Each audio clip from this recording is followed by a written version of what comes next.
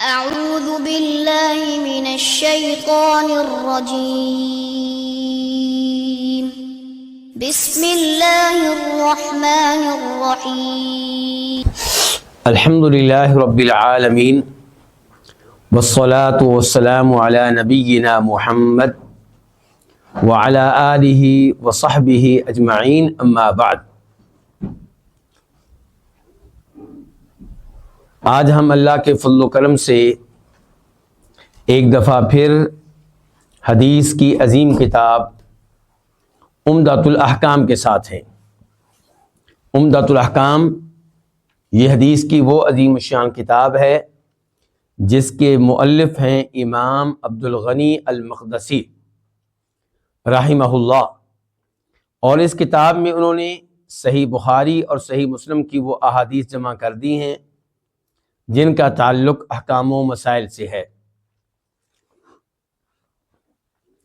ہم اللہ کے فضل و کرم سے 199 احادیث پڑھ چکے ہیں، 199، اور یہ اس ایڈیشن کے مطابق جو میرے پاس ہے، ورنہ تھوڑا بہت فرق ہوتا ہے ایڈیشن میں، طبع میں احادیث کی تعداد کے اعتبار سے۔ احادیث سب موجود ہوتی ہیں، لیکن بسا اوقات کوئی عالم دین ایک حدیث کے 2 ٹکڑے انہیں 1 شمار کرتا ہے اور کوئی ان کو 2 شمار کرتا ہے، تو اس لحاظ سے گنتی میں تعداد میں فرق آ جاتا ہے۔ تو بہرحال میری کتاب کے لحاظ سے جو ایڈیشن میرے پاس ہے اس کے اعتبار سے آج پڑھیں گے حدیث نمبر 200 اور 3 احادیث آج پڑھی جائیں گی، اور تینوں کا تعلق ہے لیلۃ القدر سے۔ چنانچہ آغاز کرتے ہیں۔ حدیث نمبر 200 میں راوی ہے عبداللہ بن عمر رضی اللہ عنہما۔ آپ جانتے ہیں کہ خود بھی صحابی ہیں اور ان کے والد گرامی بھی صحابی تھے، یعنی کہ ہمارے دوسرے خلیفہ راشد جناب عمر فاروق رضی اللہ تعالی عنہ۔ تو یہ کہتے ہیں کہ ان رجالا من اصحاب النبی صلی اللہ علیہ وسلم اروا لیلۃ القدر فی المنام فی السبع الاواخر، کہ نبی علیہ الصلوۃ والسلام کے صحابہ کرام میں سے کئی مردوں کو شب قدر دکھائی گئی، فی المنام نیند میں، خواب میں، فی السبع الاواخر آخری 7 راتوں میں، یعنی کہ ان کو خواب میں یہ دکھایا گیا کہ شب قدر کب ہے؟ آخری 7 راتوں میں۔ فقال رسول اللہ صلی اللہ علیہ وسلم، تو فرمایا رسول اللہ صلی اللہ علیہ وسلم نے، ارا رؤیاکم قد تواطأت فی السبع الاواخر، میں دیکھ رہا ہوں کہ تمہارا خواب آخری 7 راتوں کے بارے میں متفق ہو گیا ہے۔ فمن کان منکم متحریھا فلیتحرھا فی السبع الاواخر، تو جو تم میں سے اس کو تلاش کرنے والا ہو، اس کو طلب کرنے والا ہو، اس کو ڈھونڈنے والا ہو، کس کو؟ لیلۃ القدر کو، شب قدر کو، فلیتحرھا، اسے چاہیے کہ اس کو طلب کرے، اس کو تلاش کرے، فی السبع الاواخر، آخری 7 راتوں میں۔ متحریھا، اس کو کئی علماء کرام نے متحریھا بھی پڑھا ہے۔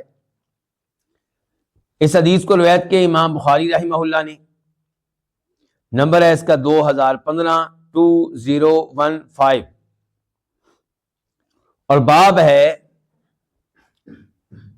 اس حدیث کا صحیح بخاری میں، باب التماس لیلۃ القدر فی السبع الاواخر، آخری 7 راتوں میں شب قدر، لیلۃ القدر تلاش کرنا، ڈھونڈنا۔ اسی حدیث کو امام مسلم نے بھی روایت کیا، اور وہاں پہ اس کا نمبر ہے 1165 اس کے بعد حدیث نمبر 201 دونوں کی شرح، دونوں کے بارے میں گفتگو ایک ساتھ ہوگی۔ تو حدیث نمبر 201 میں راوی کون ہے؟ سیدہ عائشہ رضی اللہ تعالیٰ عنہا ام المؤمنین۔ وہ کہتی ہیں کہ ان رسول اللہ صلی اللہ علیہ وسلم قال، کہ بے شک رسول اللہ صلی اللہ علیہ وسلم نے فرمایا،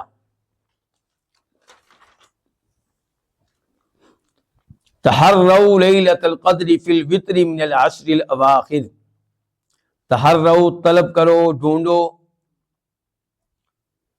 شب قدر آخری 10 راتوں میں سے طاق راتوں میں۔ الوتر کا معنی یہاں پہ کیا ہے؟ طاق،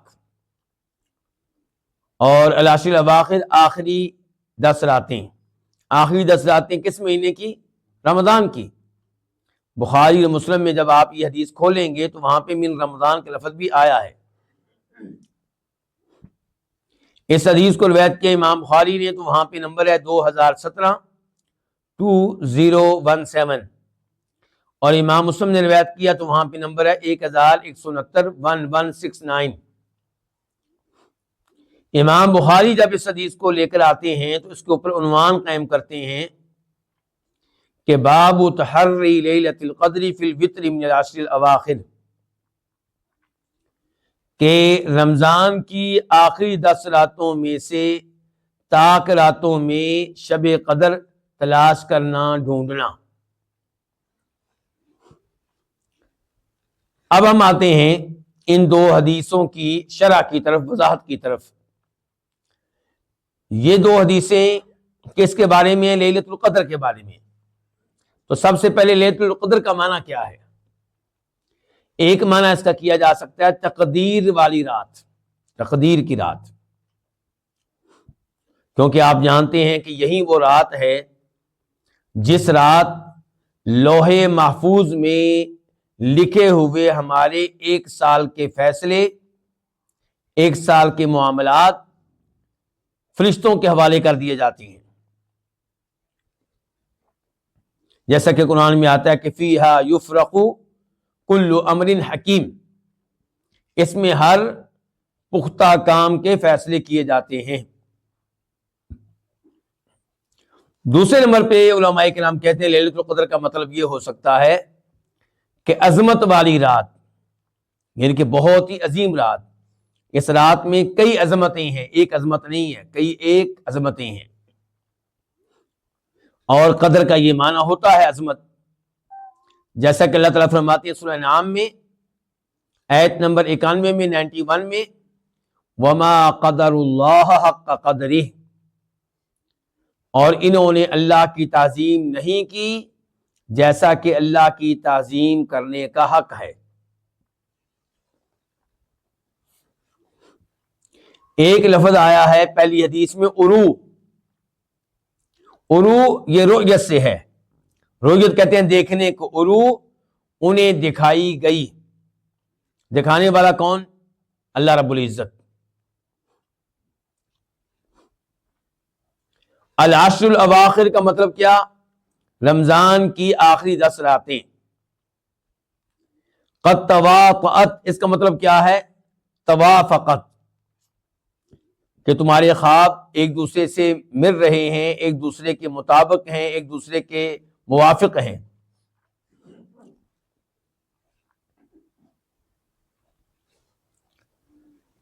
علماء کرام نے اس رات کی تحدید کے بارے میں اختلاف کیا ہے کہ یہ کون سی رات ہے۔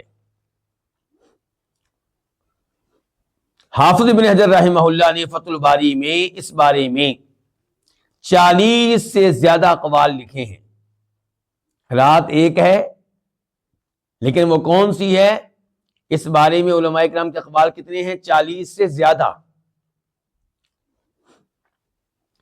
اور اکثر علماء کرام کی یہ رائے ہے کہ یہ رات ماہ رمضان میں ہے، رمضان کی آخری 10 راتوں میں ہے، اور پھر جو کہتے ہیں رمضان کی آخری 10 راتوں میں ہے، ان میں سے اکثر کا یہ کہنا ہے کہ یہ آخری 10 راتوں میں سے کوئی نہ کوئی طاق رات ہوتی ہے۔ زیادہ امید کیا ہے؟ کچھ علماء کرام نے لکھا ہے کہ زیادہ امید یہ ہے کہ 27ویں رات ہوتی ہے، کچھ علماء کرام کہتے ہیں کہ امید یہ ہے زیادہ تر کہ 21ویں رات ہوتی ہے۔ بہرحال آپ علیہ الصلوۃ والسلام کے زمانے میں ایک بار 21ویں رات لیلۃ القدر بنی۔ اس کا مطلب یہ نہیں کہ وہ ہر سال 21ویں رات ہی ہوگی، کبھی 21ویں رات ہو سکتی ہے، کبھی 23ویں رات ہو سکتی ہے، کبھی 25ویں رات ہو سکتی ہے، اور کبھی 27ویں اور کبھی 29ویں رات ہو سکتی ہے۔ بلکہ کچھ علماء کرام اس جانب گئے ہیں کہ اگر مہینہ مثال کے طور پہ 29 کا ہو تو ہو سکتا ہے کہ 21ویں 23ویں کی بجائے کوئی اور رات بھی ہو آخری 10 راتوں میں سے۔ تو احتیاط کا تقاضا یہی ہے کہ انسان آخری 10 راتیں پوری کی پوری اللہ کی عبادت میں گزارے، ذکر کرتے ہوئے، نفل پڑھتے ہوئے، تلاوت کرتے ہوئے، دعائیں کرتے ہوئے۔ نبی علیہ الصلوۃ والسلام کے بارے میں سیدہ عائشہ فرماتی ہیں، یہاں پہ پہلے تو میں یہ بتا دوں کہ ہو سکتا ہے میرے بہن بھائیوں میں سے کوئی یہ سمجھے کہ یہ گفتگو جو ہم کر رہے ہیں اس کا یہ وقت نہیں ہے، کیونکہ کتاب پڑھ رہے ہیں اس لیے پڑھ رہے ہیں، لیکن میں کہتا ہوں کتاب کے لحاظ سے بھی گفتگو کا یہی وقت ہے، اور ویسے بھی رمضان کوئی زیادہ دور نہیں رہ گیا۔ کتنے مہینے رہ گئے ہیں؟ 3 مہینے رہ گئے ہیں، اور اللہ سے دعا کرنی چاہیے کہ اللہ تعالی ہمیں رمضان تک زندہ رکھے، اور رمضان کے فضائل، رمضان کا شرف، رمضان کا اجر و ثواب لینے کی ہمیں توفیق بخشے۔ اللہ کرے کہ یہ رمضان ہماری بخشش کا سامان بن جائے، جہنم کی آگ سے نجات کا ذریعہ اور سبب بن جائے۔ سلف صالحین کے بارے میں آتا ہے کہ وہ 6 مہینے دعائیں کیا کرتے تھے کہ یا اللہ آنے والا رمضان ہمیں مل جائے، کہیں ایسا نہ ہو کہ اس رمضان سے پہلے ہی ہم دنیا سے چلے جائیں۔ اور پھر 6 مہینے دعائیں کیا کرتے تھے کہ یا اللہ رمضان میں جو ہم سے کمی کوتاہی ہوئی ہے وہ معاف کر دے، اور جو چند اعمال ہم نے کیے ہیں وہ قبول فرما لے۔ تو بہرحال سیدہ عائشہ کیا کہتی ہیں کہ کان النبی صلی اللہ علیہ وسلم اذا دخل العشر شد مئزرہ، کہ نبی علیہ الصلوۃ والسلام جب رمضان کا آخری عشرہ شروع ہوتا اپنا لنگوٹ کس لیتے، وَأَحْيَا لَيْلَ، اور ان راتوں کو جاگتے، وَأَيْقَظَ أَهْلَ، اور اپنے گھر والوں کو بھی ان راتوں میں جگا کر رکھتے، سونے نہیں دیتے تھے، انہیں بھی مصروف رکھتے۔ مصروف کس کے ساتھ؟ آج کل ہم نے عمل کرنا ہو تو بچوں کو کیسے جگانا ہے جی؟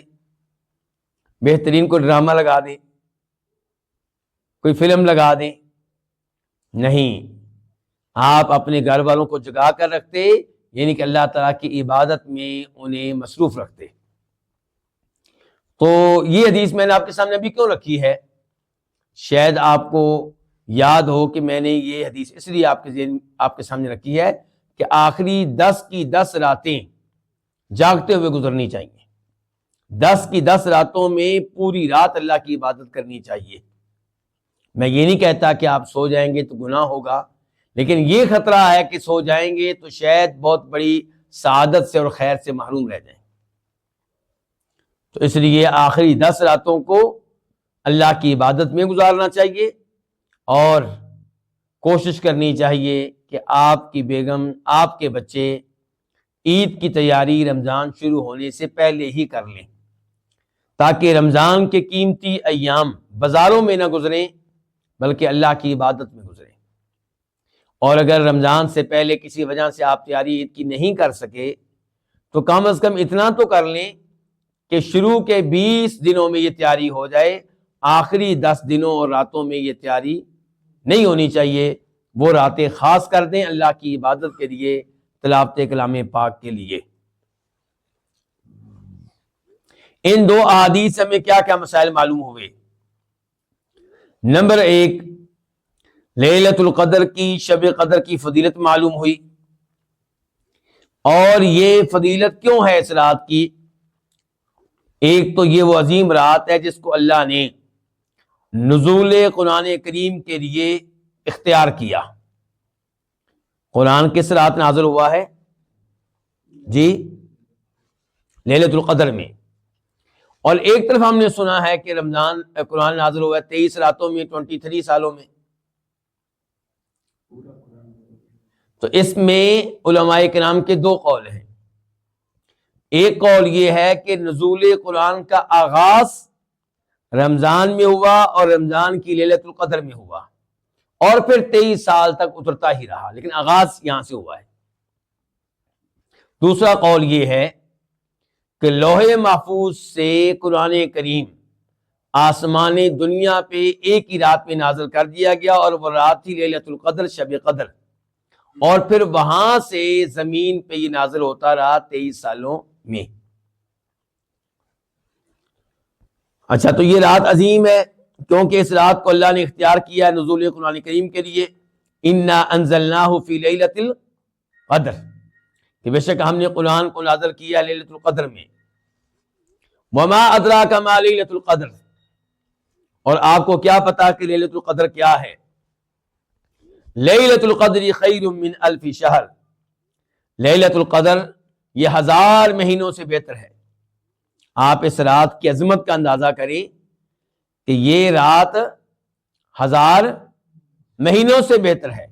یہ تقریباً 82 سال بنتے ہیں۔ ایک رات کی عبادت جو آپ اس رات کریں گے وہ گویا کہ 82 سال کی عبادت سے افضل و بہتر ہے، وہ 82 سال جن میں لیلۃ القدر نہ ہو۔ اس رات کی عظمت کا تذکرہ کرتے ہوئے اللہ تعالیٰ کہتے ہیں تنزل الملائکۃ والروح فیہا، اس رات فرشتے نازل ہوتے ہیں، جبریل علیہ السلام نازل ہوتے ہیں، بِإِذْنِ رَبِّهِمْ، اپنے رب کے حکم سے، من کل امر، ہر معاملہ لے کر نازل ہوتے ہیں،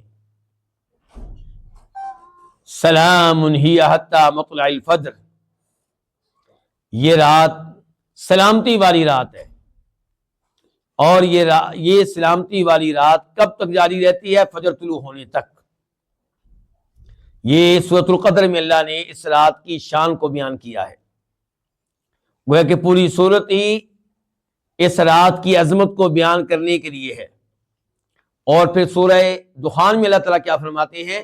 انا انزلناہ فی لیلۃ مبارکہ، ہم نے قرآن کو نازل کیا کیسی رات میں؟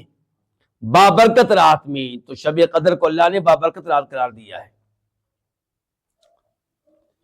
اور پھر آگے بتایا کہ فیہا یفرق کل امر حکیم، یہی وہ رات ہے جس میں فیصلے ہوتے ہیں۔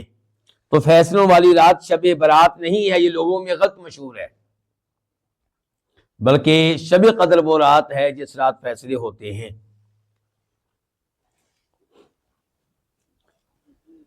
دوسرے نمبر پہ یہاں پہ یہ ذکر کرنا مناسب ہوگا کہ اللہ رب العزت نے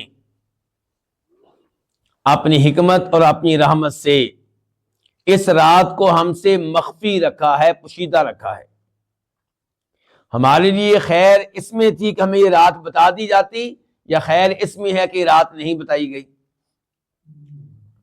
نہیں بتائی گئی، اس میں خیر ہے۔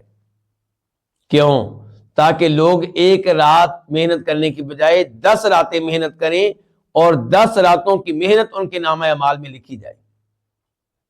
اگر بتا دیا جاتا کہ یہ رات 21ویں رات ہے یا 23ویں رات ہے، یا بتا دیا جاتا کہ جب بھی یہ رات آئے گی اس کی نشانی یہ ہوگی، پہلے سے پتہ چل جائے گا آپ کو، تو پھر انسان محنت کرتے ایک ہی رات۔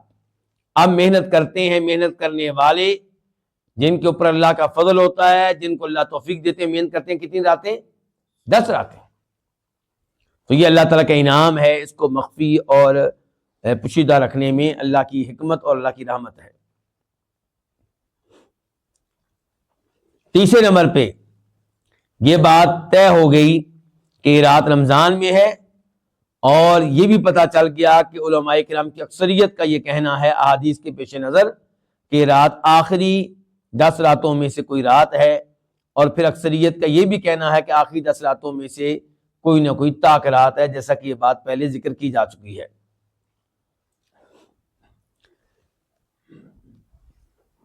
ان احادیث سے بھی پتہ چلا کہ اچھے خواب ان کو لینا چاہیے اور ان سے کوئی نتیجہ اخذ کرنے میں کوئی حرج نہیں ہے، جب تک کہ وہ چیز شریعت کے خلاف نہ ہو۔ اگر وہ خواب شریعت کے خلاف ہے تو اسے نہیں لیا جائے گا۔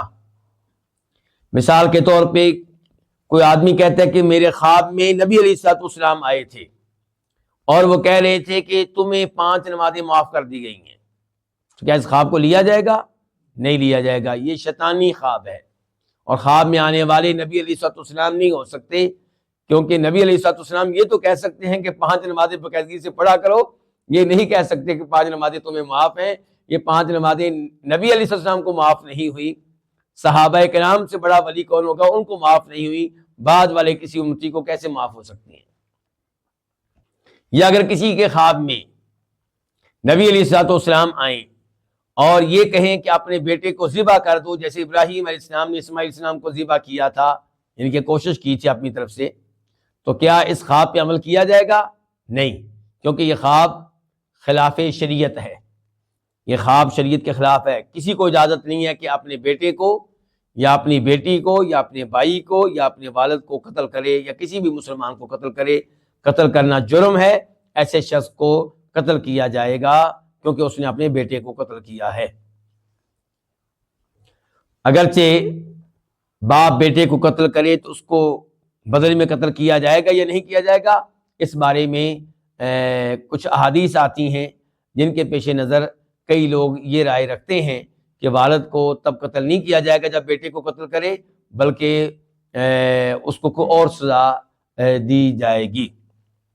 لیکن بہرحال یہ جرم ہے، بیٹی کو قتل کرنا کیا ہے؟ جرم ہے، تو ایسے خواب پہ عمل نہیں کیا جائے گا۔ ایک اور مثال دے دیتا ہوں، اور اس کی میں نے کئی دفعہ مثال دی ہے، کئی احباب نے پہلے بھی سنی ہوگی۔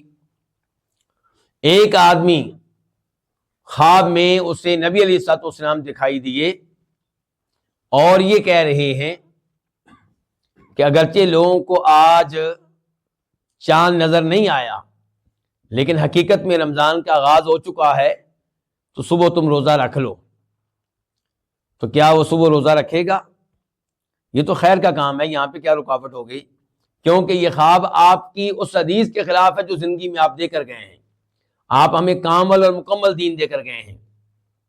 کامل مکمل دین میں یہ بتایا گیا ہے کہ اگر 29 دن پورے ہو جائیں اور چاند نظر آ جائے تو آپ 29 دنوں کے بعد یہ سمجھیں کہ اگلا مہینہ شروع ہو گیا ہے اور رمضان کا آغاز کر دیں، روزہ رکھیں۔ لیکن اگر چاند نظر نہیں آتا تو پھر کیا کریں آپ؟ پھر پچھلے مہینے کے 30 دن پورے کریں۔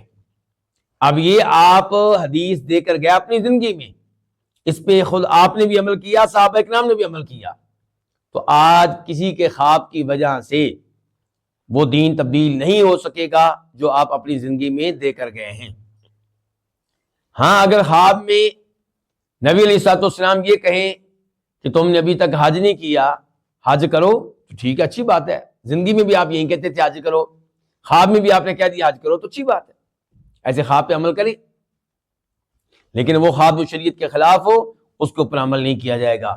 جہاں تک معاملہ ہے اس بات کا کہ خواب میں نبی علیہ الصلوۃ والسلام دکھائی دیے ہیں تو آپ کی بات کیوں نہ مانی جائے، تو گزارش یہ ہے کہ ہمیں کیا پتا کہ خواب میں دکھائی دینے والے نبی علیہ الصلوۃ والسلام ہیں یا کوئی اور ہے۔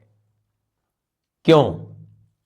کیونکہ ہم نے نبی علیہ الصلوۃ والسلام کو دیکھا نہیں ہے، اور نبی علیہ الصلوۃ والسلام کا حلیہ ہم نے یاد بھی نہیں کیا کہ آپ کا چہرہ انور کیسا تھا، آپ کی داڑھی کیسی تھی۔ یہ سب کچھ معلومات عام طور پہ لوگوں کے پاس نہیں ہوتی، بس یہ دعویٰ کر دیتے ہیں کہ خواب میں مجھے اللہ کے نبی علیہ السلام دکھائی دیے۔ اس لیے عبداللہ ابن عباس کے پاس ایک آدمی آیا اور اس نے کہا کہ خواب میں مجھے نبی علیہ السلام دکھائی دیے ہیں۔ انہوں نے کہا مجھے بتاؤ کہ ان کا حلیہ کیا تھا۔ جب اس نے حلیہ بتایا تو پھر عبداللہ ابن عباس نے کہا کہ یقیناً تمہیں خواب میں نبی علیہ السلام ہی دکھائی دیے ہیں۔ تو عبداللہ ابن عباس نے فوری طور پہ اس آدمی کی تصدیق اور تائید نہیں کی۔ تو ہمیں کیا پتا کہ خواب میں آپ کو دکھائی دینے والے نبی علیہ السلام ہیں یا کوئی اور ہیں۔ کسی سے پوچھا گیا کہ تمہیں خواب میں نبی علیہ السلام کسی نے کہا کہ مجھے خواب میں نبی علیہ السلام دکھائی دیے ہیں، تو علماء کرام نے کہا بتاؤ کیا حلیہ تھا؟ کہنے لگا داڑھی جو تھی بڑی نورانی تھی، چہرہ بڑا نورانی تھا، دودھ کی طرح سفید داڑھی تھی۔ تو علماء کرام نے کیا جواب دیا کہ تو نے شیطان کو دیکھا ہے، نبی علیہ السلام کو نہیں دیکھا، کیونکہ آپ کی داڑھی سفید نہیں تھی، آپ کی داڑھی سیاہ تھی، اس میں چند بال سفید تھے، گنتی کے بال، داڑھی سیاہ تھی آپ کی۔ تو یہ کہنے کا مطلب ہے۔ پھر اس کے بعد اگلی بات یہ ہے کہ میں یہ دعویٰ کرتا ہوں کہ مجھے نبی علیہ السلام دکھائی دیے خواب میں، اور آپ مجھ سے کہتے ہیں حلیہ بتاؤ، میں حلیہ بھی صحیح بتا دیتا ہوں، تو کیا پھر آپ مجھ پہ یقین کر لیں گے؟ پھر بھی ضروری نہیں کہ آپ میرے اوپر یقین کریں۔ کیوں؟ کیونکہ ہو سکتا ہے کہ میں جھوٹ بول رہا ہوں، حلیہ تو میں نے کتابوں میں پڑھ لیا ہے، علم تو میرے پاس موجود ہے کہ آپ کا حلیہ کیسا تھا۔ اب یہ گارنٹی کون دے گا کہ میں سچ کہہ رہا ہوں؟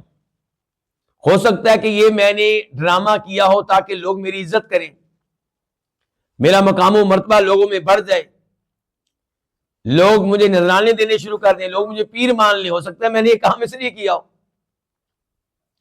تو اس لیے خواب جو ہے اس کو دین بنا لینا اور اس کی وجہ سے آپ کی احادیث کو پیچھے کر دینا، یہ درست نہیں ہوگا۔ لیکن یہاں پہ نبی اسلام نے خواب کو لیا ہے، کیوں؟ کیونکہ آپ تو نبی تھے، آپ کا ہر عمل وہی ہے۔ وما ينطق عن الهوى ان هو الا وحی یوحى۔ جب آپ نے کہہ دیا کہ تمہارا خواب یہ ہے، تو پھر تاکہ رات آخری عشرے میں ہے، آخری 10 راتوں میں ہے، تو یہ تو وہی ہو گئی، دین ہو گیا۔ 5ویں نمبر پہ ان دو احادیث سے یہ مسئلہ اخذ ہوا کہ اس رات کو تلاش کرنا چاہیے، کیونکہ آپ کہہ رہے ہیں تحروا، تلاش کرو، تو اس رات کو تلاش کرنا چاہیے اور اس رات کی برکتوں کو، رحمتوں کو سمیٹنا چاہیے، حاصل کرنا چاہیے۔ اس رات میں دعا کرنی چاہیے، دعا کا اہتمام کرنا چاہیے، اور یہ ذہن میں رہے کہ نبی علیہ الصلوۃ والسلام فرماتے ہیں اس حدیث میں جس کا بخاری شریف میں نمبر ہے 2014 کہ من قام لیلۃ القدر ایمانا واحتسابا، کہ جو لیلۃ القدر میں قیام کرے ایمان کی حالت میں، شرک کے اوپر نہ ہو، منافق نہ ہو، ایمان کے بارے میں شکوک و شبہات میں مبتلا نہ ہو، پختہ ایمان ہو، پکا ایمان ہو، شرک سے اور شکوک و شبہات سے پاک ایمان ہو، جو لیلۃ القدر میں قیام کرے ایمان کی حالت میں، وہ احتسابا، اور نیت بھی صاف ہو۔ لیلۃ القدر کا مقصد لوگوں سے شباہت لینا نہ ہو، بلکہ اللہ کو راضی کرنا ہو۔ تو فرمایا غفر لہ ما تقدم من ذنبی، اس کے گزشتہ گناہ معاف ہو جاتے ہیں۔ یہاں پہ ایک مسئلے کی وضاحت مناسب ہوگا۔ سال میں بہترین عشرہ کون سا ہے؟ عشرہ سمتے کس کو کہتے ہیں؟ 10 کو۔ بہترین 10 ایام کون سے ہیں؟ بہترین عشرہ کون سا ہے؟ مقابلہ ہے یہاں 2 عشروں میں۔ کون کون سے 2 عشرے؟ ایک رمضان کے آخری 10 دن اور ایک ذی الحجہ کے ابتدائی 10 دن، ان کی بھی بڑی فضیلت ہے، ان کی بھی بڑی فضیلت ہے۔ تو اب ان میں سے افضل کون سا ہے اور دوسرے نمبر پہ کون سا ہے؟ تو جواب اس کا یہ ہے جو امام ابن تیمیہ رحمہ اللہ نے دیا، کئی محقق علماء کرام نے دیا، کہ دونوں حدیثیں اپنی جگہ پہ ٹھیک ہیں، دونوں نصوص اپنی جگہ پہ ٹھیک ہیں۔ جن میں آیا ہے کہ رمضان کے آخری 10 دن افضل ہیں وہ بھی ٹھیک ہیں، اور جن میں آیا ہے ذو الحجہ کے ابتدائی 10 دن افضل ہیں وہ بھی ٹھیک ہیں۔ کیسے؟ اگر دیکھا جائے راتوں کی طرف، تو رمضان کی آخری 10 راتیں سال کی تمام 10 راتوں سے افضل ہیں، کیونکہ رمضان میں اصل اہمیت دن کی ہے یا رات کی؟ ویسے تو دن کی بھی اہمیت ہے، لیکن زیادہ اہمیت کس کی ہے؟ رات کی۔ اس لیے کیا کہتے ہیں؟ شب قدر، یوم قدر نہیں کہا گیا، قدر والا دن نہیں بلکہ قدر والی رات۔ اور ہم گفتگو کیا کر رہے ہیں؟ آخری 10 راتیں، آخری طاق راتیں، ایسی گفتگو ہو رہی ہے نا۔ اور نبی علیہ الصلوۃ والسلام راتوں کو کیوں جاگتے تھے؟ یعنی کہ رمضان کے آخری 10 دنوں میں آپ راتوں کو جاگتے ہیں، اس کا مطلب ہے کہ راتیں افضل ہیں کس سے؟ دنوں سے۔ اور اگر ہم دیکھیں دنوں کی طرف تو ذی الحجہ کے ابتدائی 10 ایام دن وہ سال کے دیگر تمام دنوں سے افضل اور اعلیٰ ہیں اور ثواب کے لحاظ سے آگے ہیں۔ کیوں؟ وہاں دنوں کی بات کیوں ہے؟ کیونکہ وہاں اہمیت دنوں کی ہے۔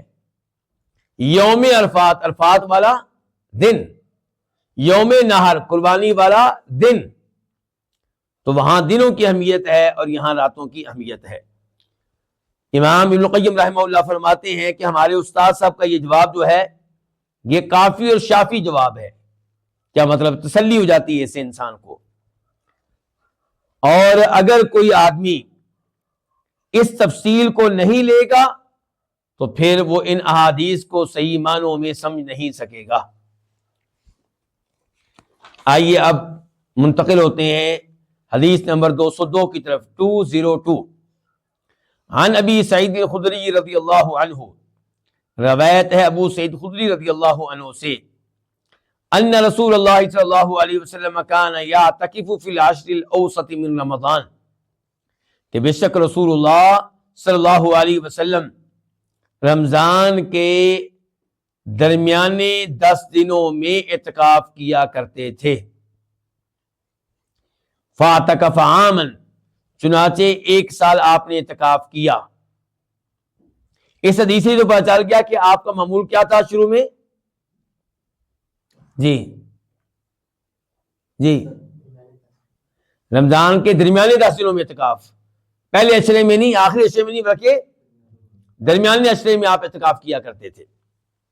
فاعتکف عاما، تو 1 سال آپ نے اعتکاف کیا۔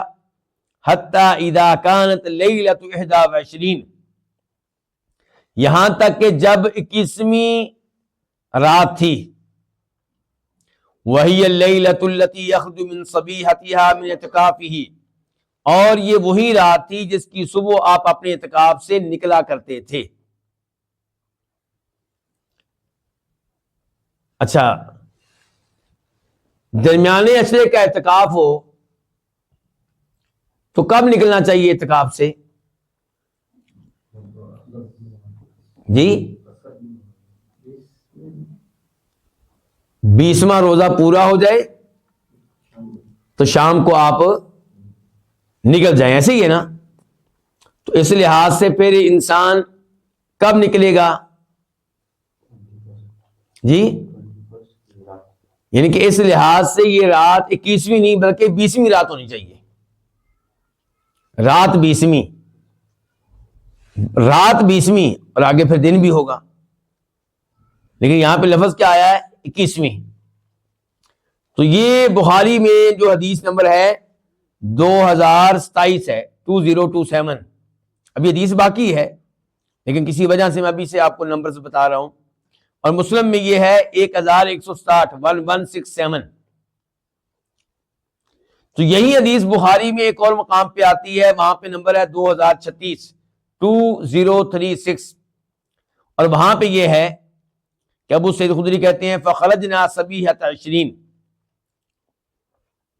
ہم 20 کی صبح نکلے تو فخطبنا رسول اللہ صلی اللہ علیہ وسلم صبیحۃ 20، تو آپ علیہ السلام نے ہمیں خطبہ دیا صبح کی 20ویں کی صبح۔ تو اب ان دونوں احادیث کو جمع کریں تو اس سے یہ معلوم ہوتا ہے کہ 20ویں جو رات ہے، کیونکہ رات عربی میں پہلے ہوتی ہے دن بعد میں ہوتا ہے، یہ تو آپ کو معلوم ہے نا، رات پہلے ہے دن، تو 20ویں کی رات جو ہے وہ اعتکاف میں گزاری ہے، آپ نے دن بھی آپ نے گزارا ہے، اور اس دن میں آپ نے اس مسئلے پہ گفتگو کی ہے۔ چلیں جی، اور 21ویں کا تذکرہ آیا ہے اس لحاظ سے کہ وہ آگے آنے والی تھی۔ تو اب راوی کہہ رہے ہیں ابو سعید خدری کہ جب 21ویں رات تھی تو قال، آپ نے کہا، من اعتکف معی، جس نے میرے ساتھ اعتکاف کیا ہے، فَلْيَعْتَكِفْ فِي الْعَشْرِ الْأَوَاخِرِ، اسے چاہیے کہ وہ آخری 10 راتوں میں اعتکاف کرے، آخری عشرے میں اعتکاف کرے، یعنی کہ جنہوں نے میرے ساتھ درمیانے 10 دنوں میں اعتکاف کیا ہے وہ آخری 10 دنوں میں بھی اعتکاف کریں۔ کیوں جی، اس دفعہ کیوں ایسا ہو رہا ہے؟ فرمایا فقد اریت هذه اللیلہ، یقیناً مجھے یہ رات دکھائی گئی ہے، ثم انسیتها، پھر مجھے رات بلا دی گئی، دکھائی گئی اور پھر بلا دی گئی۔ وقد رأیتنی اسجد فی ماء وطین من صبیحتها، اور میں نے اپنے آپ کو دیکھا اس حال میں کہ میں سجدہ کر رہا ہوں اس رات کی صبح پانی اور مٹی میں۔ مجھے وہ رات دکھائی گئی اور بلا دی گئی، لیکن مجھے یہ یاد ہے کہ اس رات کی صبح میں سجدہ کر رہا ہوں کس میں؟ پانی اور مٹی میں۔ فَالْتَمِسُوهَا فِي الْعَشْرِ الْأَوَاخِرِ، چنانچہ تم اس کو تلاش کرو آخری 10 راتوں میں۔ وَالْتَمِسُوهَا فِي كُلِّ وِتْرٍ، اور اس کو تلاش کرو ہر طاق رات میں، یعنی کہ 21ویں، 23ویں، 25ویں، 27ویں، 29ویں۔ قال، راوی کہتے ہیں، راوی کون ہے؟ ابو سعید خدری رضی اللہ عنہ۔ فمطرت السماء تلک اللیلہ، اس رات بارش برسی۔ السماء سے مراد یہاں پہ کیا ہے؟ بارش۔ وکان المسجد علی عریش، اور مسجد چھپر کی صورت میں تھی۔ کس کی شکل میں تھی؟ چھپر کی صورت میں تھی۔ فوقف المسجد، تو مسجد ٹپکنے لگی، بارش کا پانی ٹپکنے لگا۔ فابصرت عینایا رسول اللہ صلی اللہ علیہ وسلم، تو میری آنکھوں نے دیکھا نبی علیہ الصلوۃ والسلام کو، وعلی جبہتہ، جبکہ آپ کی پیشانی پہ اثر الماء والطین، پانی اور مٹی کا نشان تھا، من صبح 21، 21ویں رات کی صبح، 21ویں رات کی صبح کی نماز جب آپ نے پڑھائی، اس سے آپ فارغ ہوئے تو آپ کی پیشانی پہ پانی اور مٹی کے نشان تھا، مٹی وغیرہ لگی ہوئی تھی، گیلی مٹی لگی ہوئی تھی۔ اس حدیث کو روایت کے امام بخاری نے، جیسا کہ پہلے بتا چکا ہوں، نمبر ہے 2027 باب ہے باب الاعتکاف فی العشر الاواخر، آخری عشرے میں اعتکاف کرنا۔ اور امام مسلم نے روایت کیا، نمبر ہے 1167 اب اس حدیث سے ہمیں کیا کیا مسائل معلوم ہوئے؟ ایک تو ہمیں یہ پتا چلا کہ نبی علیہ الصلوۃ والسلام پہلے شروع میں شب قدر کی تلاش کے لیے رمضان کے درمیانے عشرے میں اعتکاف کیا کرتے تھے، اور اس سے پتا چلا کہ اعتکاف کرنا یہ آپ کی سنت ہے جس کے اوپر آپ نے مسلسل عمل کیا ہے۔ نمبر 2، اس حدیث سے بھی پتا چلا کہ 1 سال طاق رات کون سی بنی؟ 21ویں رات، کیونکہ آپ نے کہا تھا کہ 21ویں رات مجھے طاق رات دکھائی گئی ہے لیکن بلا دی گئی ہے، لیکن یہ مجھے یاد ہے کہ اس کی صبح میں سجدہ کر رہا ہوں پانی اور مٹی میں، تو وہ 21ویں رات کو بارش برسی اور صبح آپ پانی اور مٹی میں آپ نے سجدہ کیا۔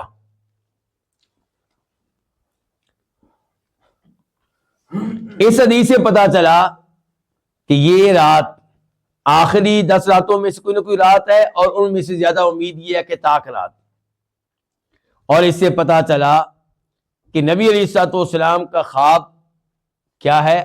حق ہے، وحی ہے، بلکہ انبیاء کرام علیہ الصلوۃ والسلام کے خواب وحی ہوتے ہیں۔ اسی لیے تو ابراہیم علیہ السلام نے جب خواب میں دیکھا کہ اپنے بیٹے اسماعیل کو ذبح کر رہے ہیں تو انہوں نے بیداری کی حالت میں اس پہ عمل کرنے کی کوشش کی، اپنی طرف سے چھری چلائی، اگرچہ اللہ نے بچا لیا۔ تو آپ نے اس خواب پہ کیوں عمل کیا؟ کیونکہ ان کو پتا تھا کہ یہ خواب اللہ کی طرف سے ہے۔ ان کے بیٹے کو بھی پتا تھا کہ میرے والد کا خواب وہی ہے، اسی لیے بیٹے نے بھی کہا کہ ابا جی آپ کریں جو اللہ نے آپ کو حکم دیا ہے، افعل ما تؤمر، آپ وہ کیجئے جس کا آپ کو حکم دیا گیا ہے، کیونکہ نبیوں کے خواب اللہ رب العزت کی طرف سے ہوتے ہیں۔ نبی علیہ الصلوۃ والسلام کو شب قدر کا علم دیا گیا پھر شب قدر کا علم اٹھا لیا گیا، کیوں؟ اس بارے میں بخاری شریف کی حدیث ہے، نمبر ہے اس کا 49، راوی ہیں عبادہ بن صامت رضی اللہ تعالیٰ عنہ، کہتے ہیں کہ نبی علیہ الصلوۃ والسلام نے فرمایا خرجت لأخبرکم بلیلۃ القدر، میں اپنے گھر سے نکلا تھا کہ تمہیں لیلۃ القدر کے بارے میں معلومات دوں، شب قدر کے بارے میں آگاہی دوں۔ وَإِنَّهُ تَلَاحَا فُلَانٌ وَفُلَانٌ، لیکن فلاں آدمی نے آپس میں جھگڑا کیا، بحث و مباحثہ کیا، فرفعت، تو لیلۃ القدر کا علم اٹھا لیا گیا ہے، اس کی تحدید اٹھا لی گئی ہے۔ کب ہے یہ چیز اٹھا لی گئی ہے؟ واپس لے لی گئی ہے۔ وَعَسَىٰ أَن يَكُونَ خَيْرًا لَكُمْ، اور امید ہے کہ اس میں بھی تمہارے لیے خیر ہوگی، اس لیے تم اس کو تلاش کرو 9ویں رات میں، 27ویں رات میں اور 25ویں رات میں، 25ویں 29ویں 27ویں رات میں اس کو تلاش کرو۔ تو اس سے پتا چلا کہ یہ علم کیوں اٹھایا گیا؟ کیونکہ جھگڑا ہو رہا تھا، اسی لیے ناجائز اور بلا وجہ جھگڑے کرنا شریعت نے اس کو اچھا خیال نہیں کیا۔ شریعت مسلمانوں کو ایک دیکھنا چاہتی ہے، متحد دیکھنا چاہتی ہے۔ یہ جو پبلک میں بات مشہور کر دی گئی ہے کہ اختلاف امتی رحمہ، کہ امت کا اختلاف رحمت ہے، یہ بالکل غلط ہے۔ اختلاف کبھی بھی رحمت نہیں بنتا، اختلاف عذاب ہوا کرتا ہے۔ وَلَا يَزَالُونَ مُخْتَلِفِينَ إِلَّا مَن رَحِمَ رَبُّكَ، اللہ نے بہت سے اقوام کا تذکرہ کیا جن کے اوپر اللہ کا عذاب آیا، اور آخر میں اللہ تعالیٰ کہتے ہیں کہ لوگ ہمیشہ آپس میں اختلاف کرتے رہیں گے، اختلاف سے صرف وہ بچیں گے جن پہ تیرے رب کی رحمت ہوگی۔ تو اختلاف سے بچنے والوں کے اوپر اللہ کی رحمت ہوتی ہے، اختلاف کرنے والوں کے اوپر رحمت نہیں ہوتی۔ تو اس کا مطلب یہ ہے کہ ہمیں کسی سے جھگڑا نہیں کرنا چاہیے شرک و بدعات کو ختم کرنے کے لیے، تاکہ امت میں اتفاق رہے۔ کیوں جی؟ نہیں، اس کا یہ مطلب قطعاً نہیں ہے، یعنی کہ بلا وجہ جو جھگڑا ہے، ناجائز جو جھگڑا ہے وہ ممنوع ہے۔ باقی اچھے طریقے سے، پیار و محبت سے، اخلاق کے ساتھ دوسرے تک توحید کا پیغام پہنچانا اور شرک کی قباحت کے بارے میں ان کو آگاہ کرنا، بدعات کی سنگینی کے بارے میں ان کو خبردار کرنا، یہ مطلوب و مقصود ہے، شریعت کا یہ تقاضا ہے۔ اس حدیث سے بھی پتا چلا کہ نبی علیہ السلام کے زمانے میں آپ کی مسجد کی صورتحال کیا تھی۔ جو مسجد کی چھت ہے وہ کس کی بنی ہوئی ہے؟ کھجور کی ٹہنیوں کی، اور ان میں لیپ کیا گیا کس کا؟ مٹی کا، اور ایسے ہی دیواریں بھی ان بھی کھجوروں کی شاخیں وغیرہ استعمال کی گئی ہیں، اور ایسے ہی جو ستون تھے وہ بھی وہ کھجوروں کے تنے وغیرہ کے تھے۔ تو اس قسم کی آپ کی مسجد تھی۔ تو مساجد بنائیے، مضبوط بنائیے، عمدہ بنائیے، لیکن خام خواہ اس کے اوپر پیسہ ضائع کرنا، فضول خرچی کرنا، اسلام اس کی اجازت نہیں دیتا۔ اسلام مساجد کو مضبوط لیکن سادہ دیکھنا چاہتا ہے۔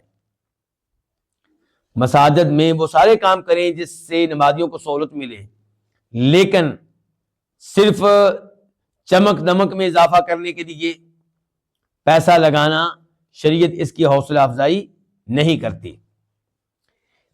اس کے ساتھ ہی آج کے درس کا اختتام کرتے ہیں، اور اللہ تعالیٰ سے دعا کرتے ہیں کہ اللہ تعالیٰ ہمیں آنے والے رمضان کو پانے کی توفیق دے، اور اس رمضان میں اللہ تعالیٰ اچھی طرح اپنی عبادت کرنے کی توفیق دے، لیلۃ القدر کو پانے کی توفیق دے، اور اللہ تعالیٰ ہم سب کے گناہ معاف فرمائے۔ چونکہ آگے مستقل احادیث آ رہی ہے اعتکاف کے تعلق سے، اس لیے اعتکاف کے موضوع پہ انشاءاللہ آئندہ درس میں گفتگو کریں گے۔ وصلی اللہ تعالیٰ علی نبینا محمد وعلی آلہ وصحبہ اجمعین۔